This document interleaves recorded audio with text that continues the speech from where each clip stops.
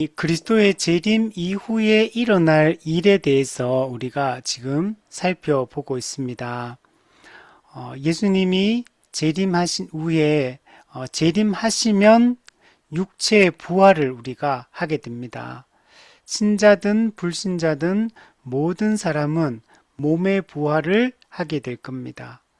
그리고 부활한 이후에 그 몸이 다시 영혼과 결합하게 되고 그래서 영육 통일체로서 그리스도의 심판대 앞에 서게 되는데 예수님께서는 오른쪽 왼쪽으로 양과 염소로 구분할 것이다 라고 말씀을 하고 있습니다.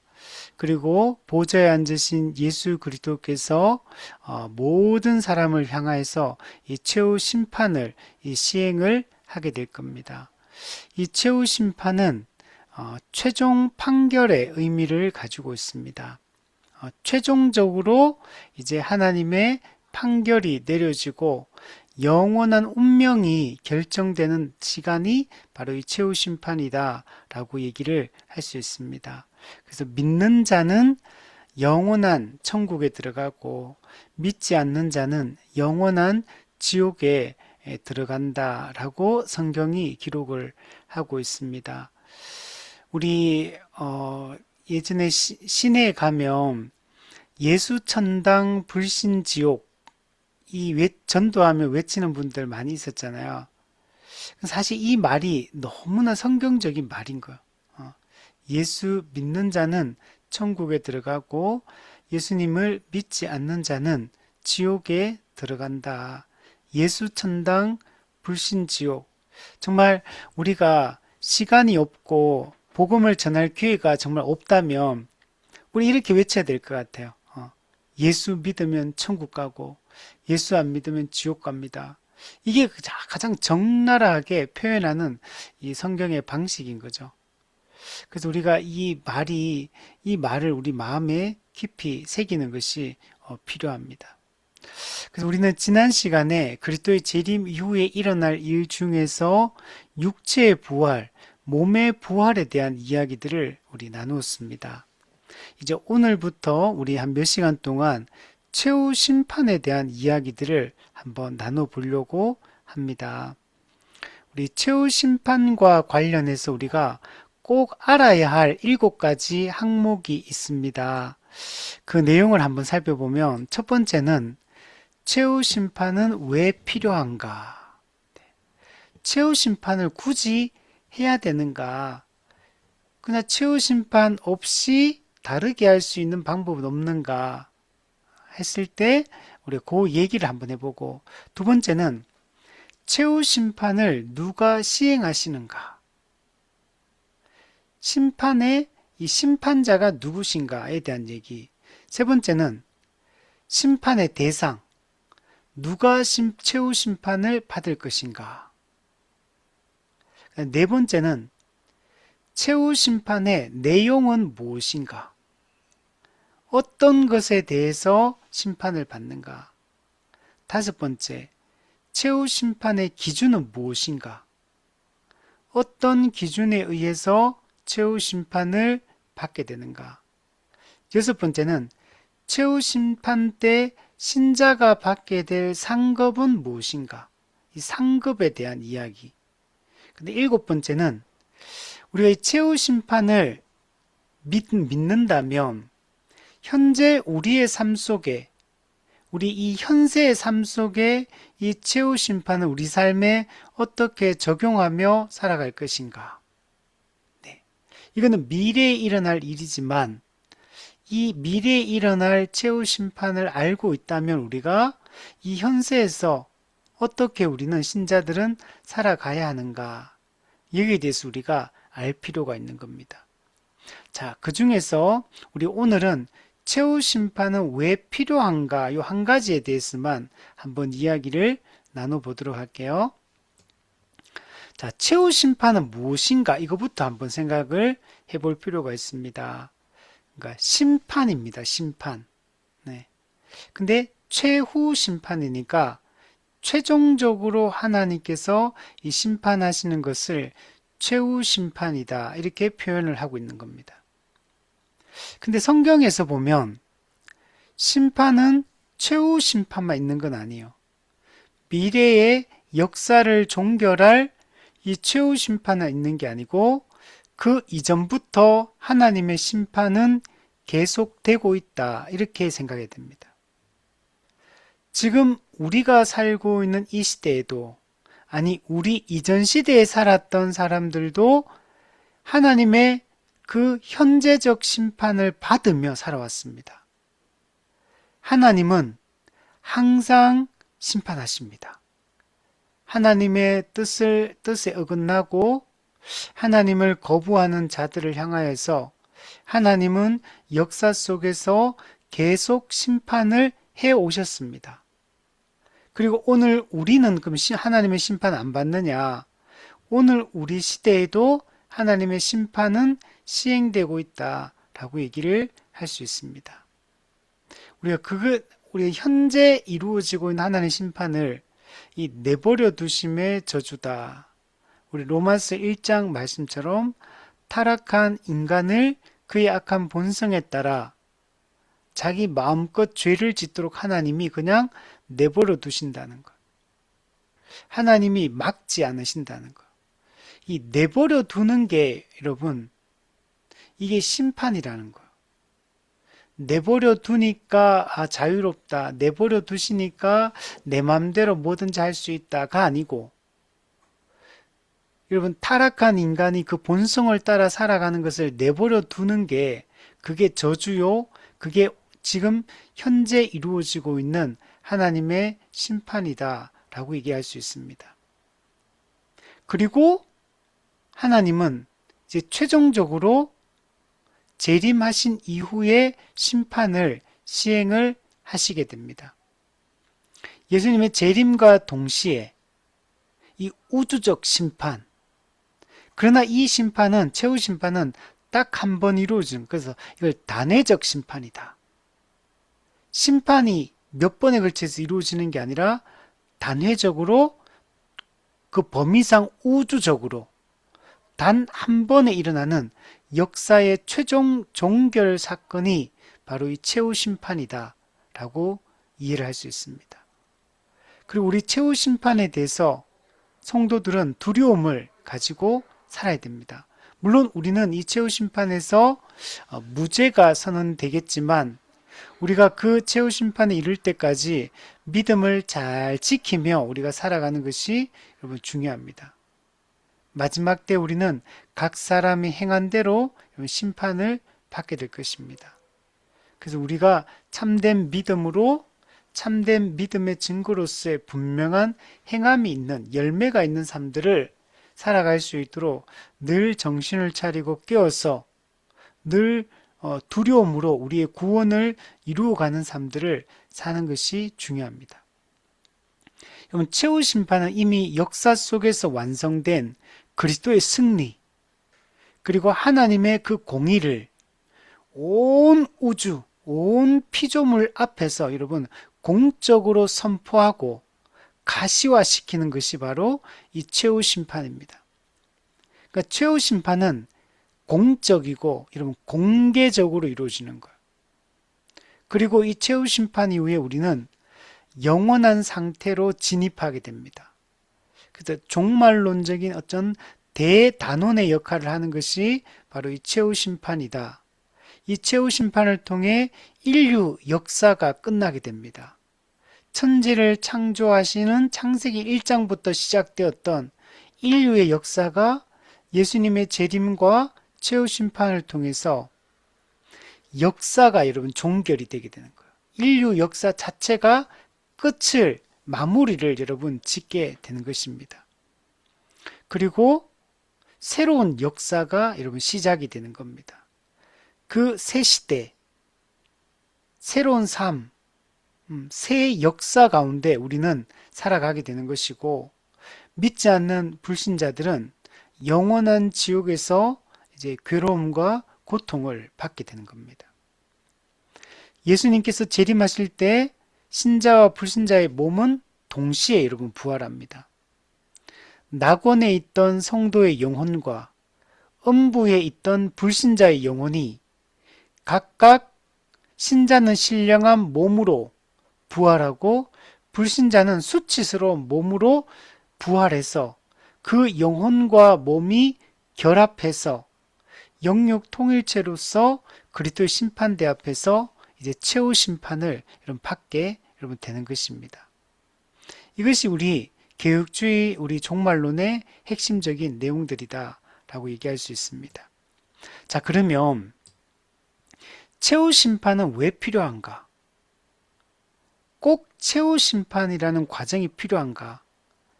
최후 심판의 필요성과 또 최후 심판의 목적에 대해서 우리가 알 필요가 있습니다. 그래서 오늘은 여기에 대해서 좀 집중적으로 한번 이야기를 나눠볼게요. 사람들 중에 이 최후 심판이 꼭 필요한가에 대해서 이렇게 묻는 사람들이 있습니다.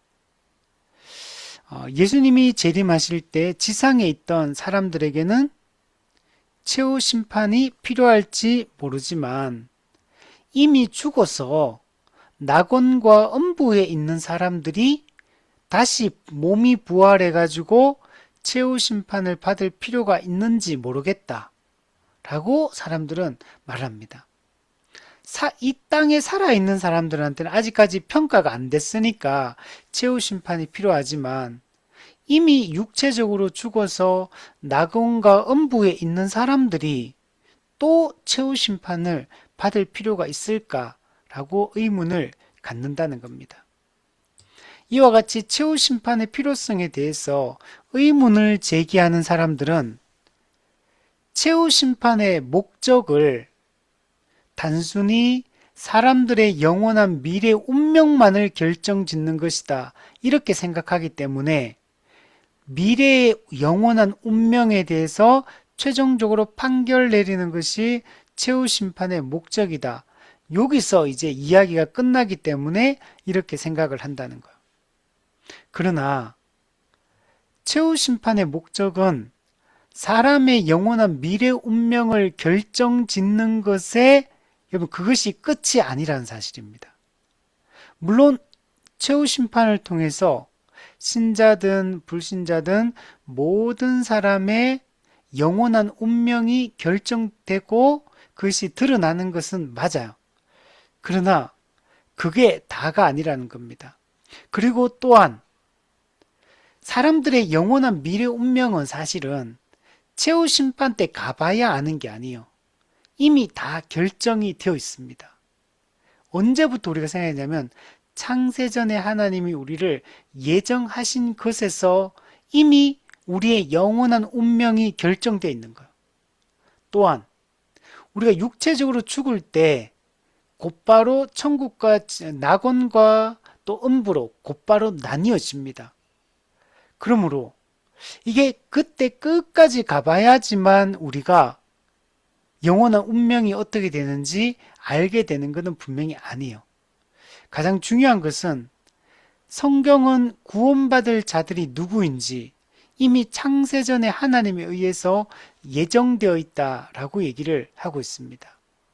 그래서 우리가 이 예정론, 이 선택설, 이걸 우리가 분명하게 붙드는 것이 여러분 중요하고, 그래서 사람들의 이 미래의 영원한 운명이 최후 심판 이전에 이미 결정되어 있다는 이 사실을 우리가 분명하게 알고 믿는 것이 여러분 중요합니다. 우리 에베소서 1장의 4절 5절에 보면 창세전에 그리스도 안에서 우리를 택하사 그 기쁘신 뜻대로 우리를 예정하사. 언제 택하고 언제 예정했다고 말하냐면 창세전에, 즉 창세전이란 말은 영원 전에 우리를 자기 백성으로 하나님이 주권적인 뜻 가운데 선택하셨다라고 얘기합니다. 이 예정론을 부정하는 사람들이 많아요. 그러나 성경은 이 예정론에 대해서 분명하게 너무나 많은 구절들을 통해서 이것을 확인해 주고 있는 걸 볼 수 있습니다. 사도행전 13장 48절에도 보면 영생을 주시기로 작정된 자는 다 믿더라. 이 복음이 선포될 때 누가 믿냐면 영생을 주시기로 작정된 자들만 믿습니다. 하나님께서 창세전에 영생을 주시기로 작정한 자들이 있는 거예요. 그리고 그들이 있다는 얘기는 그렇지 않은 자도 있다라는 것들을 기본적으로 깔고 있는 이야기입니다. 로마서 11장 7절에도 보면 그런즉 어떠하냐 이스라엘이 구하는 그것을 얻지 못하고 이스라엘은 혈통적 육적 이스라엘이에요. 자기들은 태어날 때부터 선민이라고 생각했던 이 혈통적 이스라엘. 그러나 그들이 그 구원의 은혜를 얻는 게 아니라는 거예요. 오직 택하심을 입은 자가 얻었고 그 남은 자들은 우둔하여 졌느니라. 네. 그냥 이스라엘 사람이라고 해서 모든 사람이 택하심을 받은 자, 구원을 받는 자가 아니라는 거예요. 오직 하나님의 주권적인 뜻 가운데 택하심을 입은 자들만이 구원의 은혜를 누리고 그 나머지 남은 자들은 우둔하여졌다. 그들은 참된 이 진리를 깨닫지 못하고 그 진리를 믿지 않음으로 말미암아 그들은 멸망했다라고 얘기를 하는 거예요. 베드로전서 1장 2절에도 보면 1장 2절에 편지의 인사말인데 복음의 핵심을 다 담고 있어요. 하나님 아버지의 미리 아심을 따라 성령이 거룩하게 하심으로 또 순종함과 예수 그리스도의 핏부림을 얻기 위하여 네. 하나님 아버지의 미리 아심, 미리 아심이 예지입니다. 예지. 그리고 성령이 거룩하게 하심으로 성령이 구원의 은혜를 우리에게 적용해서 우리를 거룩한 자가 되게 하십니다. 우리가 그런 존재가 되려면 그리스도의 핏부림을 얻어야 돼요. 그래서 그리스도의 핏부림, 하나님의 미리 하심, 성령의 거룩하게 하심. 자, 이 삼위 하나님의 은혜를 누가 받느냐? 뒤에 이렇게 말합니다. 택하심을 받은 자들에게 택하심을 받은 자들이 있다라고 얘기를 하고 있는 겁니다. 그리고 이 예정론에 대해서 가장 잘 보여주는 성경 구절이 로마서 9장입니다. 로마서 9장 10절에서 16절에 보면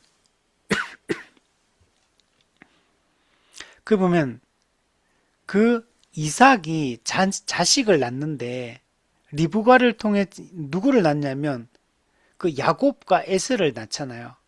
근데 처음부터 하나님은 야곱을 사랑하고 에서는 미워하셨다. 이렇게 말씀하고 있어요. 이거는 야곱이 뭔가를 잘했고 에서가 뭔가를 못했기 때문에 그런 게 아니라는 거예요. 하나님의 주권적인 뜻 가운데 야곱을 선택하셨고 에서를 선택하지 않았다. 유기하셨다. 내버려 두셨다. 이게 성경의 기본 설명인 거예요. 근데 어떤 기준에 의해서 이렇게 했느냐를 설명해 줍니다. 그 자식들이 아직 나지도 아니하고 태어나지도 않았어요. 태어나지 않았으니까 아직 어떤 일도 행한 게 없는 거죠. 그리고 무슨 선이나 악을 행하지 아니한 때에 태어나기 전에 무슨 선이나 악을 행하지 아니한 때에 어떻게 택하심을 따라 되는 하나님의 뜻이 하나님이 택하신 것. 그래서 우리의 구원은 행위로 말미암지 않고 오직 부르시는 이로 말미암아 부르시는 하나님의 주권적인 뜻 가운데 우리가 부름을 받았기 때문에 우리가 구원을 받게 되는 거지 우리의 행위나 공로로 구원받는 자가 아니라는 거예요. 그래서 하나님께서 리브가에게 뭐라고 말씀하시냐면 큰 자가 어린 자를 섬기리라. 에서가 형이고 야곱이 동생인데 오히려 에서가 야곱 동생을 섬기게 될 거다 이렇게 말하고 이걸 신학적으로 표현할 때는 내가 야곱은 사랑하고 에서는 미워하였다. 즉 야곱은 주권적인 뜻 가운데 선택하고 에서는 내버려 두셨다. 선택과 유기, 이중 예정에 대한 얘기를 하고 있는 거예요. 자, 그런즉 우리가 무슨 말을 하리요? 자, 이렇게 하면 뭔가 불공평해 보이고 뭔가 이게 하나님이 잘못하시는 것처럼 느껴진다는 거죠. 이게 불의해 보인다는 거예요. 그래서 묻는 거예요. 그 당시에도 바울 시대에도 이렇게 말하는 사람이 있었던 것 같아요. 그래서 그런즉 우리가 무슨 말을 하리요? 하나님께 불의가 있느냐? 그럴 수 없느니라. 자, 이 선택과 유기, 이 딱 들으면 그냥 불공평하다. 이렇게 생각을 하거든, 사람들은. 근데 사실은 전혀 그렇지 않다는 겁니다. 하나님께 불의가 있느냐? 이게 불의한 행동인가? 아니라는 거. 모세에게 이르시되 내가 긍휼히 여길 자를 긍휼히 여기고 불쌍히 여길 자를 불쌍히 여기리라.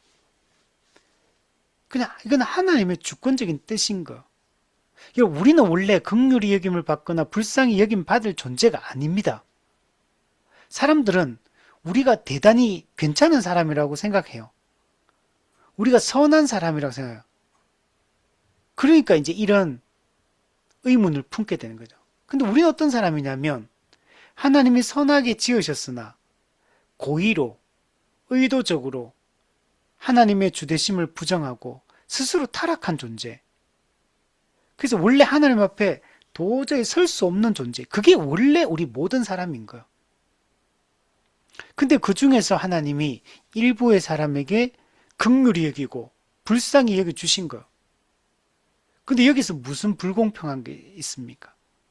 원래 인간이 스스로 고의적으로 타락해서 하나님께 반역한 결과로 이 고통 가운데 놓이게 됐는데, 그 저주 가운데 놓였는데, 근데 그 중에서 하나님이 일부를 긍휼히 여겨주시고 불쌍히 여겨주신 거예요. 그래서 구원을 받게 된 거거든. 그리고 구원을 받지 못하는 유기된 자들도 하나님한테 어떠한 불평이나 원망을 할 수 없습니다. 타락하고 영원한 저주를 받게 된 것은 하나님 때문에 그렇게 된 것이 아니라 자기 스스로가 고의적으로 타락했기 때문에 그 결과를 갖게 된 거죠. 그 바울이 얘기합니다. 그런즉 원하는 자로 말미암음도 아니요. 예, 구원은 원한다고 받을 수 있는 게 아니라는 거예요. 다른 박질하는 자로 말미암음도 아니요. 다른 박질, 노력한다고 구원받을 수 있는 것도 아니에요. 오직 긍휼히 여기시는 하나님으로 말미암아 구원을 여러분 받는 겁니다.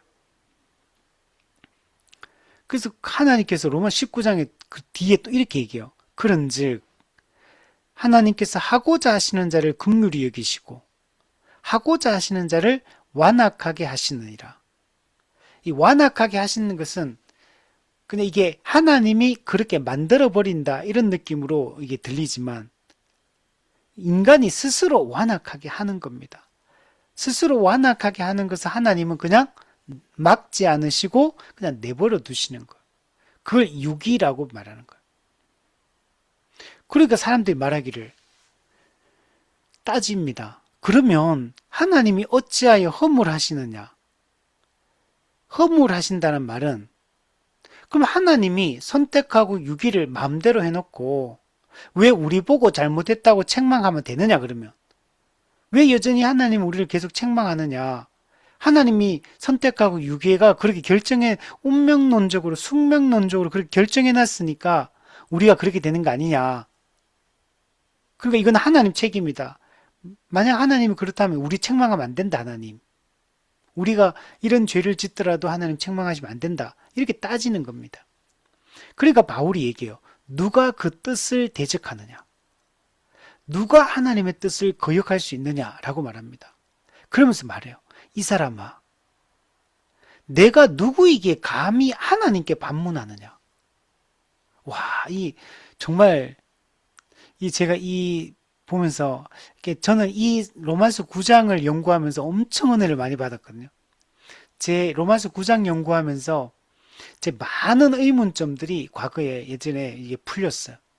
그리고 하나님이 얼마나 선하시고 좋으신 분인가를 오히려 이 로마서 9장을 통해서 저는 깊이 깨닫게 되었거든요. 하나님을 감히 네가 누구기에 하나님께 반문하느냐? 하나님이 왜 이중 예정, 선택과 유기하느냐? 감히 하나님께 따지고 묻느냐라고 책망하는 겁니다. 지음을 받은 물건이 지은 자에게 어찌 나를 이같이 만들었느냐 말하겠느냐. 토기장이가 진흙 한 덩어리로 하나는 귀 있을 그릇을, 하나는 천 있을 그릇을 만들 권한이 없느냐? 있다는 거예요. 하나님이 하시는 모든 일은 선한 겁니다. 그게 우리 입장에서는 그게 때로는 그게 내가 원하지 않는 모습일 수도 있고 내가 원하지 않는 결과일 수 있어요. 그러나 그러한 때에도 하나님이 하시는 모든 일은 선하시다는 걸 우리가 잊지 말아야 됩니다. 모든 게 내 뜻대로 되는 게 선한 게 아니에요. 내 뜻대로 되는 게 타락한 인간의 본성을 따라 내가 원하는 것이 다 이루어진다면 그러면 그건 우리에게 유익한 게 아니고 오히려 우리에게 해로운 거기 때문에 하나님은 우리의 진정한 유익이 무엇인지 알기 때문에 하나님 그 일을 하나님 뜻대로 주관해 나가시는 거예요. 그래서 우리는 예수님께서 내 뜻대로 마시고 아버지 뜻대로 되기를 원합니다. 이 기도가 우리의 기도가 돼야 돼요. 우리가 원하는 결과치가 나오기를 기대하는 것이 아니라 하나님의 선한 뜻이 우리 삶 가운데 이루어져서 하나님이 영광 받으시기를 우리는 기도를 해야 되는 겁니다. 예수님께서도 창세전에 선택한 자들 중에서 한 사람도 잃어버리지 않을 것이다 라고 말씀하십니다. 요한복음 10장에 보면 내 양은 내 음성을 들으며, 자, 이 말은 무슨 말이에요? 예수님의 양이 있고 예수님의 양이 아닌 양이 있다는 얘기를 하는 거예요. 내 양이 따로 구별돼 있어. 내 양은 내 음성을 들으며 또한 나는 그들을 알며 그들은 나를 따르느니라. 그러니까 예수님께 속한 양이 따로 있는 거, 내 양이 따로 있는 거. 내가 그들에게 영생을 주노니 영원히 멸망하지 아니할 것이요 또 그들을 내 손에서 빼앗을 자가 없느니라. 그들을 주신 내 아버지는 만물보다 크심에 아무도 아버지 손에서 빼앗을 수 없느니라. 하나님이 창세전에 택한 자가 있고 그 택한 자를 하나님께서 예수님한테 위임해 준 거예요. 그래서 예수님이 이제 하나님이 택한 영생을 주셔 작정한 자들을 그들을 위해 죽으시고 그들을 영적으로 완전하게 보호하셔서 단 한 명의 택한 자들 중에도 멸망하는 자가 없도록 아무도 아버지의 손에서 그 영혼을 빼앗지 못하도록 빼앗을 수 없을 것이다 라고 이렇게 말씀합니다. 요한복음 6장에도 반복해서 얘기합니다. 아버지께서 내게 주시는 자는 다 내게로 올 것이요. 네. 아버지께서 내게 주시는 자, 네. 하나님이 창세전에 택한 자들을 예수님한테 주셨는데 그들은 반드시 예수님을 믿을 거라는 거예요. 다 예수님께 돌아올 겁니다. 내게 오는 자는 내가 결코 내쫓지 아니하리라. 내게 주신 자 중에 내가 하나도 잃어버리지 아니하고 마지막 날에 다시 살릴 것이다. 네, 마지막 날. 이 땅에서는 우리가 고통 중에 죽는 것 같아도 우리는 다 영원한 천국에 택한 자들은 들어가게 될 것을 말씀하고 있습니다. 그러므로 각 사람의 미래에 대한 이 영원한 운명은 최후 심판 이전에 이미 여러분 결정되어 있는 거.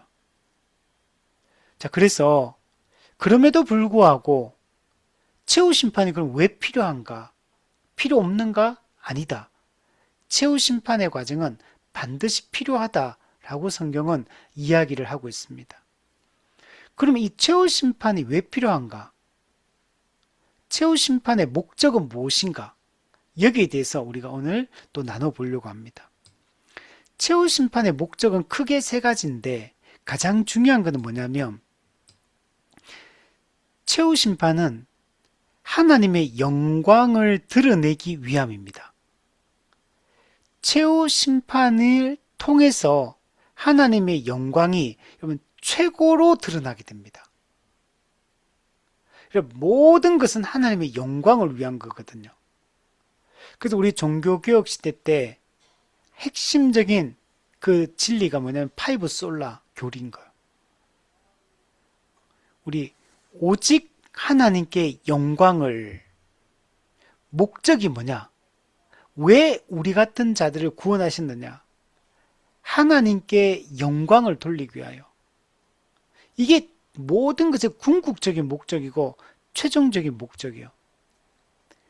여러분, 우리가 사는 것은 무엇을 위해 사느냐? 하나님의 영광을 위하여 사는 거예요. 우리는 왜 결혼하느냐? 오직 하나님께 영광을 돌리기 위해 사는 거예요. 우리는 왜 공부하는가? 오직 하나님께 영광을 돌리기 위해 사는 거예요.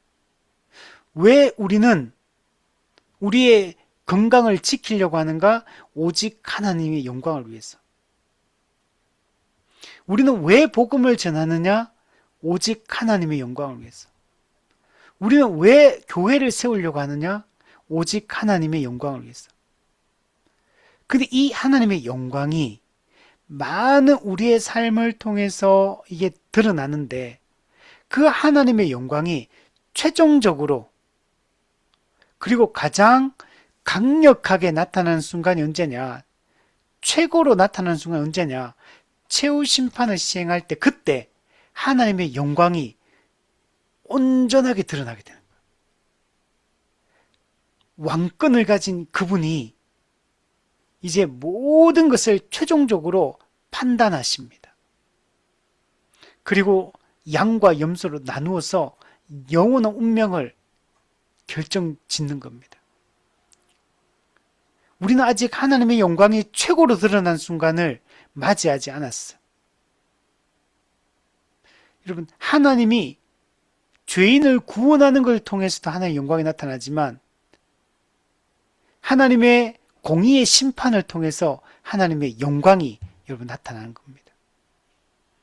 특히 예수님 지금 현재도 하나님의 심판이 시행되고 있지만 지금은 불완전해요.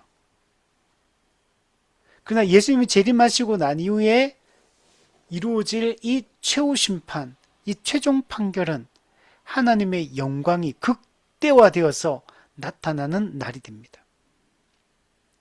소요리 문답 1문이 사람의 제일 되는 목적은 무엇인가? 주된 목적은 무엇인가? 소요리 문답 1문, 대요리 문답 1문이 가장 중요합니다. 우리가 이 1문 교리를 우리의 머리에서 놓으면 안 돼. 사람의 주된 목적, 사람을 왜 만들었느냐? 우리는 이 땅에 왜 태어났느냐? 왜 우리는 이 21세기 대한민국에서 왜 태어났느냐?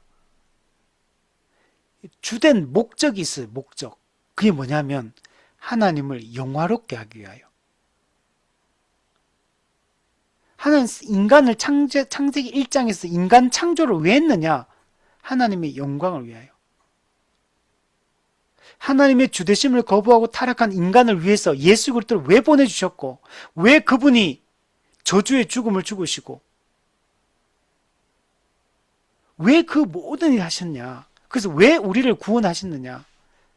하나님의 영광을 위하여 우리를 구원하신 거예요. 우리는 무엇을 위해 살아야 되느냐? 하나님의 영광을 위해 살아야 돼요. 우리가 직장인으로 살든 목회자로 살든 선교사로 살든 우리가 어떤 삶을 살든지 간에 모든 우리 그리스도인들의 목적은 하나님의 영광을 위한 거예요. 아니, 모든 불신자들도 마땅히 하나님의 영광을 위해 살아야 됩니다. 근데 그들이 자기 영광을 위해서 사는 게 그게 죄인 거예요. 하나님의 영광을 위해 살지 않는 것, 하나님의 영광을 돌리지 않는 그 자체가 가장 간악한 죄가 되는 거예요.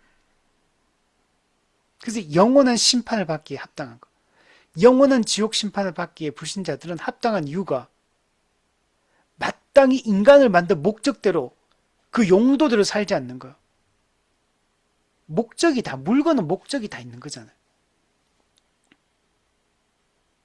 근데 그 용도를 이게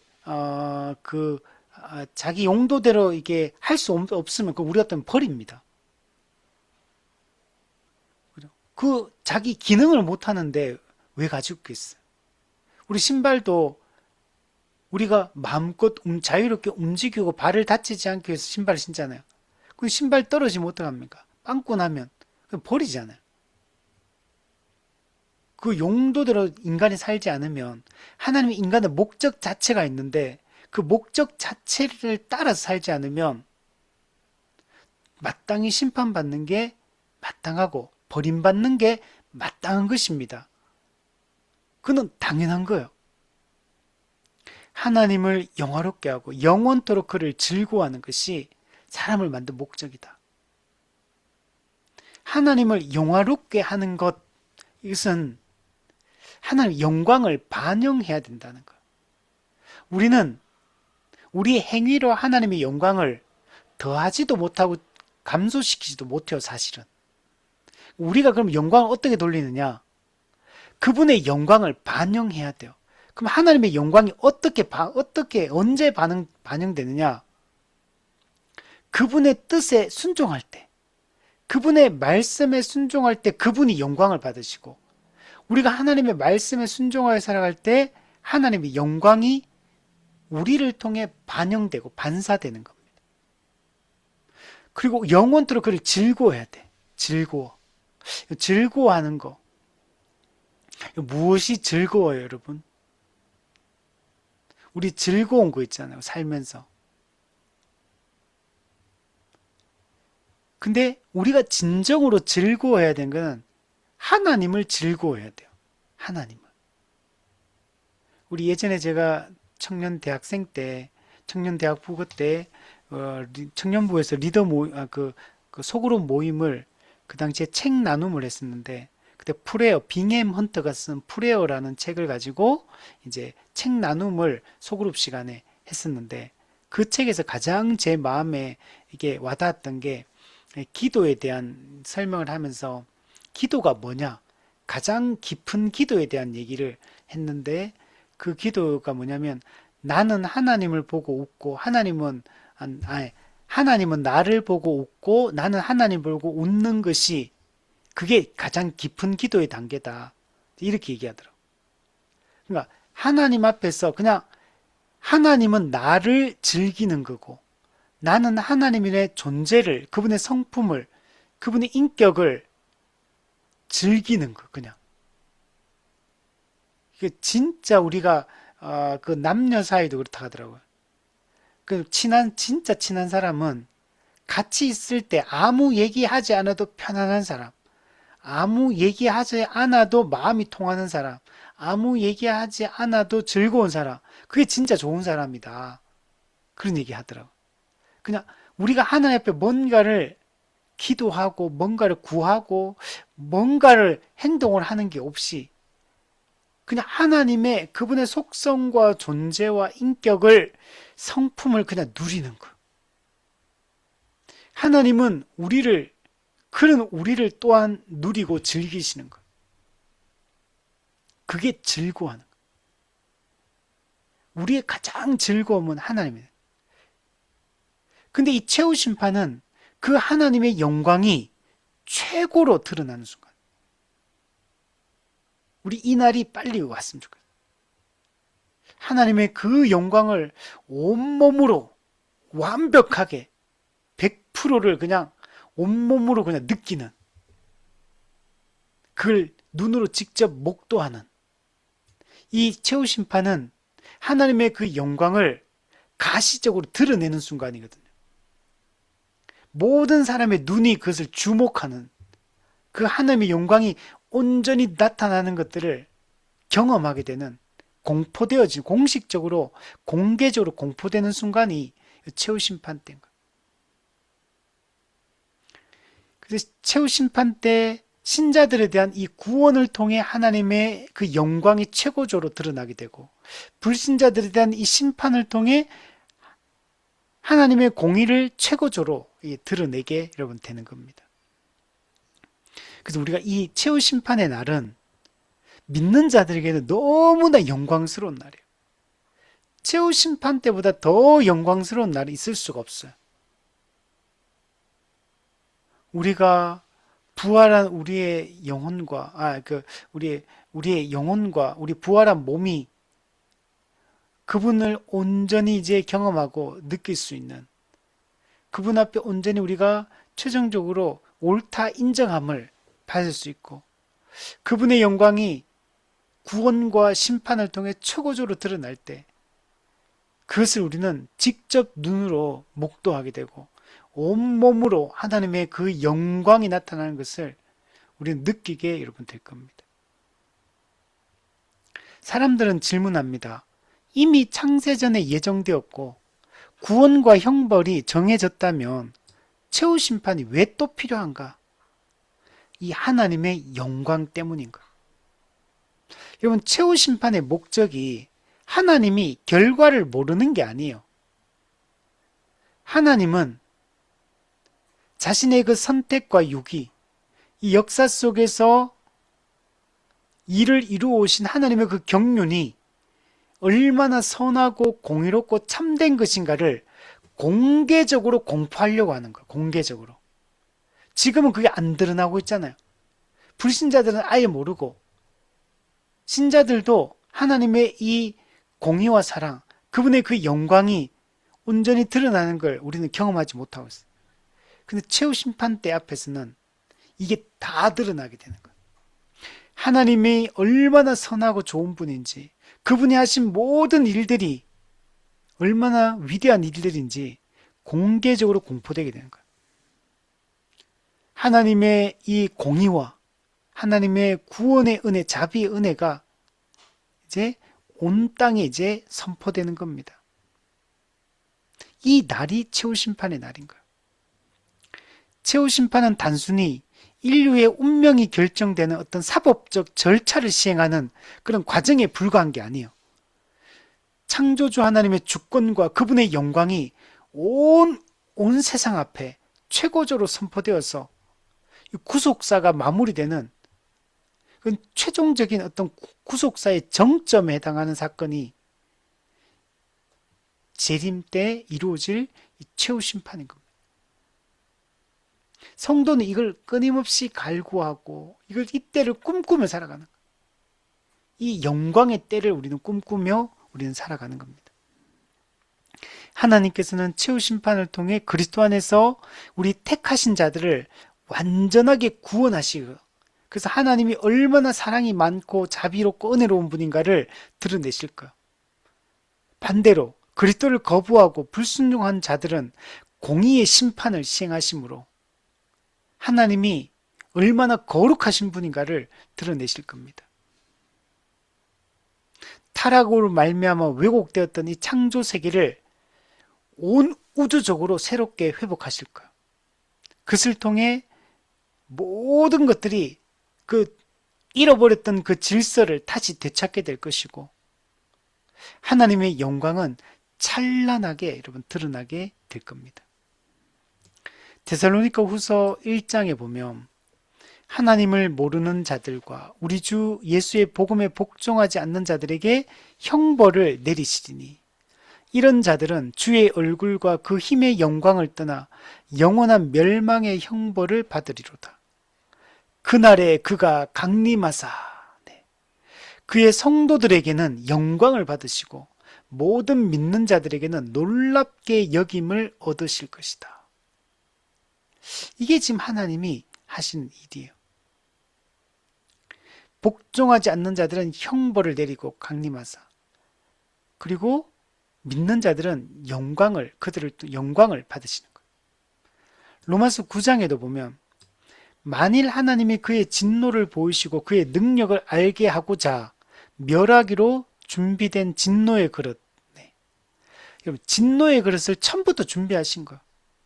그 목적은 하나님의 진노를 보이고 하나님의 능력을 알게 하고자 그렇게 하신 거고, 두 번째는 긍휼의 그릇이 있는데 이 긍휼의 그릇은 하나님의 영광의 풍성함을 알게 하고자 그렇게 만드셨다는 거예요. 처음부터 하나님은 진노의 그릇과 긍휼의 그릇, 선택과 유기의 작정을 하신 겁니다. 그리고 그 진노의 그릇을 통해 하나님의 이 공의로움을 드러내고 긍휼의 그릇을 통해 하나님의 이 자비의 풍성함을 드러내기를 원한다는 것. 이와 같이 구원과 심판이 온전히 이루어질 때 하나님이 최고조로 영광을 여러분 받게 되는 것입니다. 그래서 칼빈도 이렇게 얘기합니다. 최후 심판 날은 성도들에게는 복된 구속의 완성이요, 악인들에게는 하나님의 공의로운 진노가 명백히 드러나는 날이다. 이 날에 하나님의 영광은 더 이상 믿음의 눈으로만 희미하게 보는 것이 아니라 온 우주 앞에 가시적이고 선명하게 선포될 것이다. 그리스도께서는 심판을 통해 하나님 아버지의 통치 주권과 영광을 최고조로 더 높이실 것이다. 이게 최후 심판의 날이에요. 헤르만 바빙크도 얘기합니다. 심판의 날은 피조물의 최종 운명이 결정되는 날이기도 하지만 본질적으로는 하나님의 이름과 속성의 영광이 온전히 승리하는 날이다. 역사 속에서 감추어져 있고 모독당했던 하나님의 공의와 자비가 그날의 완전한 빛을 발하게 될 것이다. 하나님은 택자들을 영화롭게 하심으로 자비의 영광을, 유기된 자들을 심판하심으로 공의의 영광을 드러내시며 삼위일체 하나님의 찬란함을 온 우주에 비추실 것이다.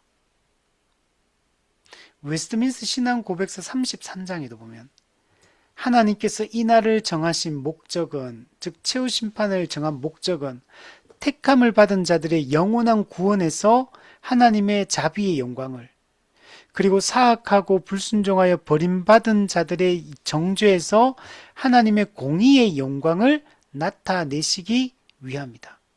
다 똑같은 얘기하고 있죠. 루이스 벌코프도 최후 심판의 목적은 하나님이 각 사람의 운명이 어떻게 될 것인가를 알아내기 위함이 아니며 그들의 운명을 1차적으로 결정하기 위함도 아니다. 왜냐하면 이는 이미 개개인의 임종시에, 즉 육체적 죽음을 당할 때에 이미 결정되기 때문이다. 심판의 진짜 목적은 모든 이성적 피조물 앞에서 하나님의 영광을 현시하고 하나님의 공의로운 통치를 공적으로 옹호하기 위함이다. 여러분, 최후 심판에 재림하시고 최후 심판하기 전에 이미 우리의 영원한 운명은 이미 다 결정이 돼 있어요. 하나님의 창세전에 이루어진 이 선택과 유기, 그리고 육체적 죽음 때 이루어지는 이 신자와 불신자의 이 분리, 영혼과 몸이 분리될 뿐만 아니라 또 그들의 운명이 분리돼 버려요. 낙원과 음부로. 최종 판결, 최후 심판은 그것이 공개적으로 선포되는 날이고 그것을 통해 궁극적으로 보여주려고 하는 하나님의 영광을 나타내려고 이 최후 심판을 시행하신다는 것. 자, 두 번째로 최후 심판은 우리 각 사람이 영원히 살게 될 곳, 그것이 공개적으로 드러나는 순간입니다. 최후 심판은 우리 영혼과 몸이 결합된 상태에서 우리 최종적인 처소가 어디냐? 이게 온 우주 앞에 공식적으로 선포되는 날이에요. 신자들은 새하늘과 새 땅, 우리 천국, 바실레이아에 들어가게 될 거고, 불신자들은 영원한 불못, 게헨나, 지옥에 살게 됩니다. 우리는 이 땅에서 부동산 다 좋아하잖아요. 그죠? 부동산. 이 땅에서 부동산, 이런 집 사도 나중에 죽으면 냅두고 가야 돼요. 그 우리 집 아니에요, 그거. 이 땅에서 좋은 집 얻으려고 하지 말고 영원한 천국에서 우리의 최종적인 처소, 최종적인 우리의 영원한 집을 준비해야 돼. 그게 중요한 거예요. 이 땅에서는 집 사도 여러분 한 100살 되면 다 죽어요. 어차피 100살 되는데 그 땀 흘려가 집 사도 나중에 죽으면 그 누구 집 됩니까? 내가 누리지 못해요. 이 땅에 집 없어도 돼요. 영원한 최종적인 처소를 잘 준비해야 돼. 우리가 죽으면 육체는 땅에 묻히고 영혼은 낙원이나 음부에 들어가게 되죠. 그리고 이제 몸의 부활을 하게 되고 그때 심판대 앞에 서게 되고 그리고 이제 심판 위에 최종적인 처소 새하늘과 새 땅으로 갈 것이냐 영원한 불못에 들어갈 것이냐 그게 공개적으로 공식적으로 드러나는 순간이 이건 최후 심판입니다. 최후 심판은 천국과 지옥이라는 이 영원한 처소가 드러나는 순간이에요. 누가 어디로 어디에 들어갈지가 공개적으로 공표되는 순간이 최후 심판입니다. 우리가 나중에 게헨나 지옥에 갈 것인지 새하늘과 새 땅 바실레이아에 들어갈 것인지 그게 공개적으로 선포될 겁니다. 근데 사실 이것도 아까 말했지만 이미 우리의 최종 운명이 이미 이전에 다 결정되어 있기 때문에 우리는 나중에 어디 들어갈지 이미 알고 있어요. 신자들만 압니다. 불신자들은 몰라요. 신자들은 우리는 알고 있어요. 저는 지옥 갈 일이 없습니다. 여러분도 그렇게 생각하십니까? 우리는 다 영원한 천국이 우리의 영원한 처소입니다.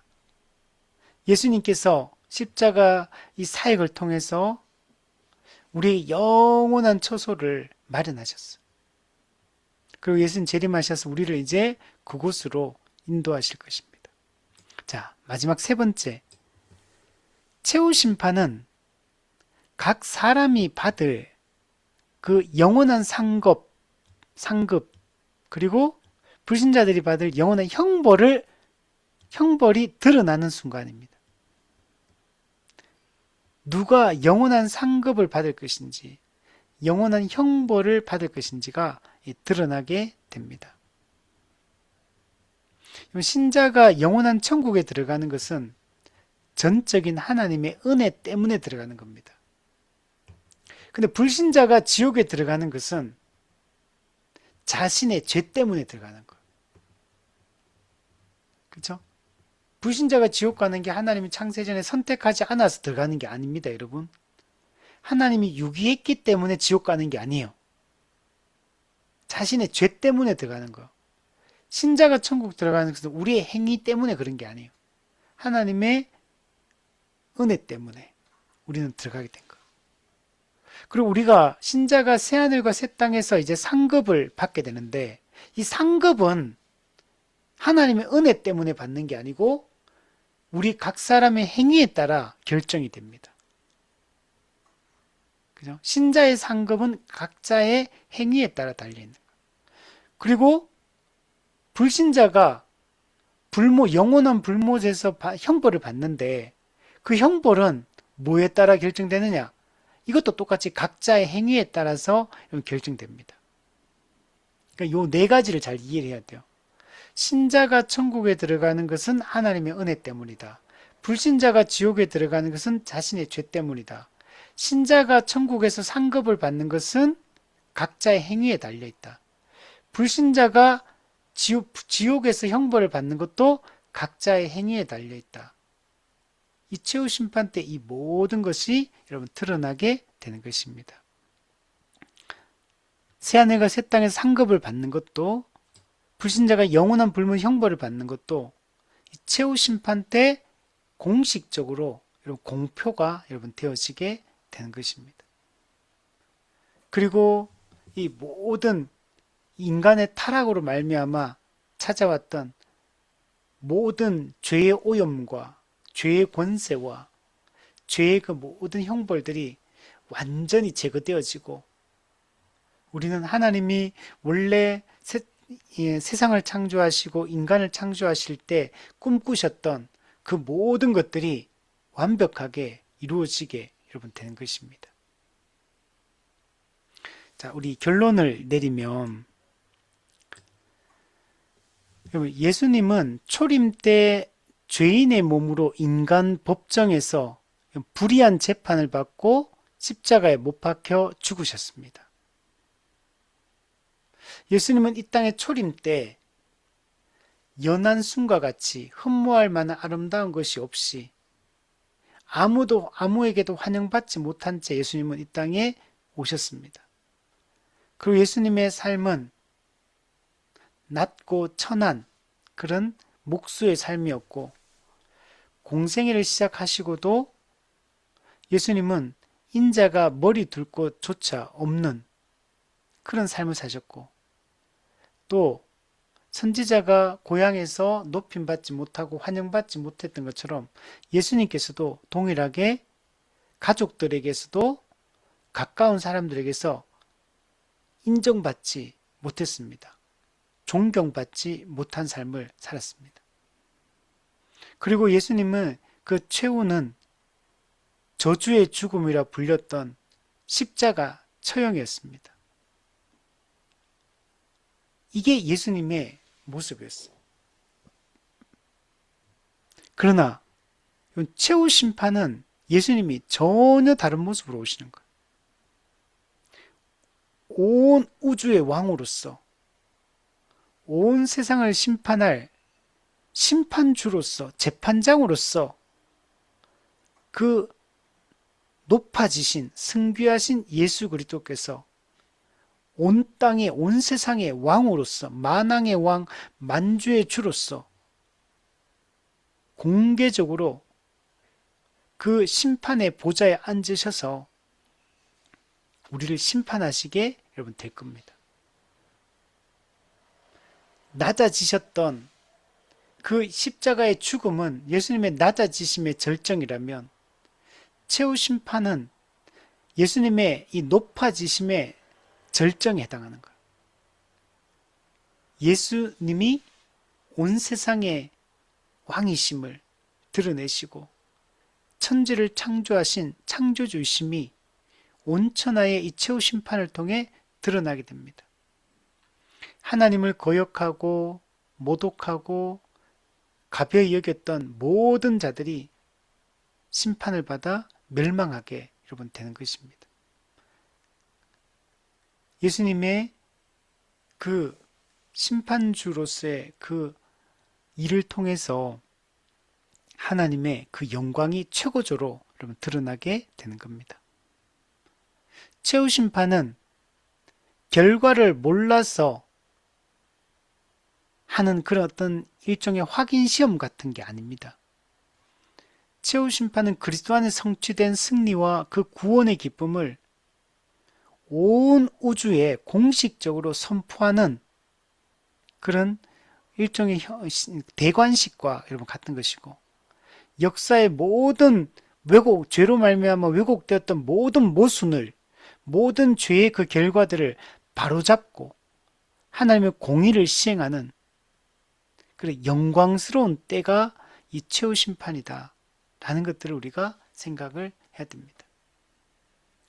그래서 우리는 예수님의 재림을 통해 모든 것들이 회복되고 바로잡힐 것이며 모든 것이 완성에 이르게 될 그 재림의 때, 그 최후 심판을 우린 고대하며 그것을 기다리며 그날이 속히 임하기를 꿈꾸며 살아가는 게 중요합니다.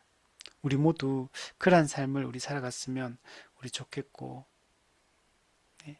예수님의 재림이 있고 최후 심판이 있다는 게 얼마나 여러분 우리에게 믿는 자들에게는 좀 안정감을 주는 내용인지 몰라요.